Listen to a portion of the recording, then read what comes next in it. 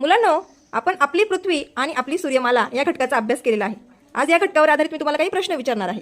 वैष्णवी, आपल्या सूर्यमालेत एकूण किती ग्रह आहेत? 8. Very good. पृथ्वीचा उपग्रह कोणता आहे? चंद्र. आपल्याला प्रकाश कोणापासून मिळतो? सूर्य. पृथ्वीवरील वस्तू पृथ्वीवर कशामुळे राहतात? गुरुत्वाकर्षण शक्तीमुळे. गुरुत्वाकर्षण. ओके. सर्वात लहान ग्रह कोणता? बुध.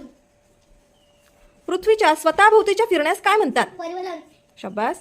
पृथ्वीच्या सूर्याभोवतीच्या फिरण्यास काय म्हणतात? परिभ्रमण. शाबास. सूर्यमालेतील बटुग्रह कोणता? प्लुटो.